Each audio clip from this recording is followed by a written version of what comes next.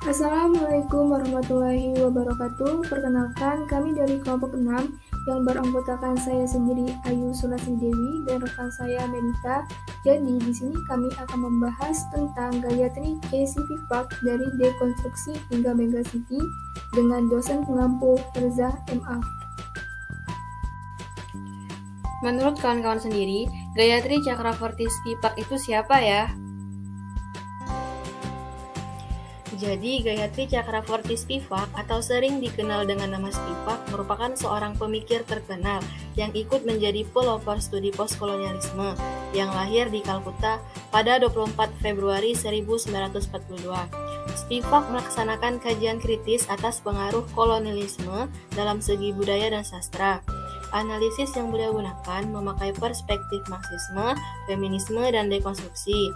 Karya-karya Gayatri Spivak meliputi pemikiran poststrukturalis, kritik sastra, filsafat kontinental, psikoanalisis, teori feminis, gender, dekonstruksi, Marxisme, post-Marxisme, dan postkolonialisme.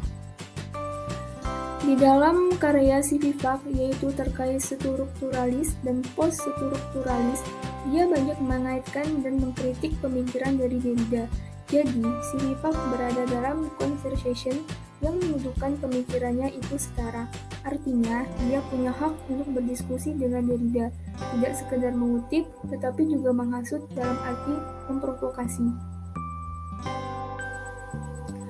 Hal-hal yang dijadikan kajian Sivipak antara lain para imigran, kelas pekerja, kaum perempuan, dan pihak-pihak yang dijadikan minoritas yang tertindas. Sivipak memberikan kritik terhadap ide-ide yang dominan seperti hukum, budaya istiadat barat lebih maju dari timur. Sivipak berupaya melaksanakan dekonstruksi terhadap struktur-struktur yang menindas sehingga pihak yang jadi tertindas dapat bersuara. Dalam buku Postkolonial Theories, Spivak lebih cenderung menggunakan apa yang terlihat sekaligus wacana tentang apa yang terlihat itu untuk diteorisasikan, ketimbang sekadar menggunakan teori yang sudah ada untuk melihat wacana keseharian. Terus, dalam postkolonial kritik, Spivak lebih cenderung menyumbangkan pemikiran-pemikirannya untuk menelaah politik global dalam hal representasi, merepresentasikan diri sendiri dan kelompok lain. Perhatiannya lebih pada struktur kekuasaan di area global. Misalnya, dalam membangun pemahaman tentang siapa yang dimaksud dalam konsep subaltern yang dipakai Antonio Gramsci yang tidak lebih sebagai padanan proletariat dalam terminologi Marxisme. Artinya, lebih mengacu pada kategori kelas. Menurut Spivak sendiri konsep ini diperluas sampai mencakup kategori gender. Kemudian, dalam bukunya yang berjudul Can Subaltern Speak, Spivak menjelaskan ketidakmampuan orang-orang yang tidak memiliki daya untuk mengekspresikan diri. Ciri khas dan kehebatan analisisnya adalah pada sudut pandang kaum subaltern yang tertindas oleh kolonialisme, ketidakadilan gender, serta kebijakan pembangunan internasional. Dapat diartikan bahwa Spivak berusaha untuk memperjuangkan hak-hak untuk lebih diperhatikan, didengar, dan mendorong perjuangan kesetaraan pada kalangan masyarakat yang tertindas. Subaltern merupakan kelompok-kelompok yang mengalami penindasan oleh kelas penguasa.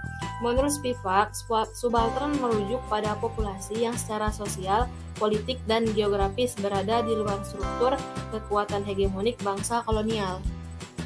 Bagaimana sih Spivak mengkritik pemikiran-pemikiran lainnya?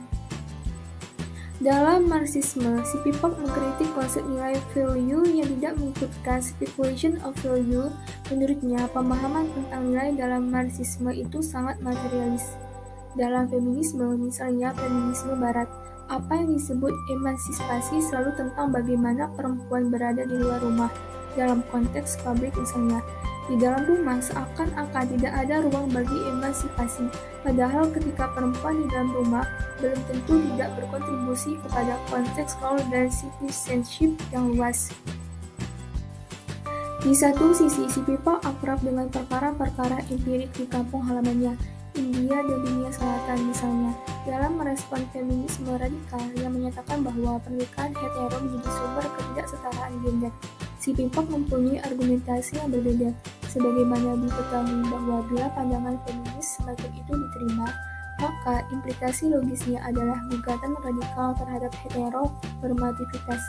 Kalau itu dibawa begitu saja ke dalam konteks selatan, tentu akan bermasalah. Selain harus berkonfrontasi dengan institusi negara, juga berbenturan dengan institusi agama. Jadi, pada intinya, Spivak sangat mendedikasikan pemikiran-pemikirannya terhadap wacana dekonstruksionis power structure dalam politik global dan juga tidak terlepas dari sejarah kolonial sebagai titik tolak untuk merekonstruksi secara waktu bagaimana produksi naratif atau keilmuan berlangsung selama ini. Menurut Spivak, colonial history menyebabkan produksi pengetahuan bersifat timpang karena the unfair more access to represent the colonized order. Salah satu metode yang dapat digunakan untuk mendekonstruksi yaitu mendudukkan pemikiran-pemikiran kita di dalam ruang wacana yang sama dalam sebuah metode yang intim. Hal ini termasuk salah satu pilihan mengapa dirinya menerjemahkan dan mendalami kritik Derrida. Dalam tulisan-tulisannya, Spivak mengajak kita dan para scholar yang berasal dari daerah-daerah bekas jajahan untuk mampu berdialog dengan teori-teori bukan sekedar menjadi pelapor atau penyumbang data dan menjadi agen sejumlah teori. Pada perjumpaan dengan teori-teori itu, maka yang kita lakukan mestinya adalah dialog. Perlunya melakukan pemeriksaan apakah suatu teori di dalam dirinya bersifat rasis atau tidaknya. Dikatakan dekonstruksi bukan hanya penting, melainkan kebutuhan. Ketika Spivak berbicara tentang para perempuan pekerja di Bangalore, India, dalam karyanya yang berjudul Mega City, di situ mengupas tentang politik kelas yang muncul di Bangalore sebagai kota industri information teknologi atau IT. Bangalore dalam perspektif global politics dilihat sebagai center of globalism sebab IT yang dipakai hampir seluruh dunia. Walaupun demikian, kenapa India masih belum bisa dikatakan sebagai negara industri maju yang bisa disejajarkan dengan negara barat? Karena pada waktu itu desa-desa sekitar Bangalore kehilangan sumber daya manusia, terutama para anak muda yang bekerja menjadi petani dan beralih menjadi buruh pabrik di kompleks IT. Terima kasih teman-teman yang sudah menonton. Mungkin sekian penjelasan kami berdua mengenai gaya Trijaya Spivak dari dekonstruksi ke Mega City. Jangan lupa like, comment, and subscribe ya guys. Kami akhiri. Wassalamualaikum warahmatullahi wabarakatuh.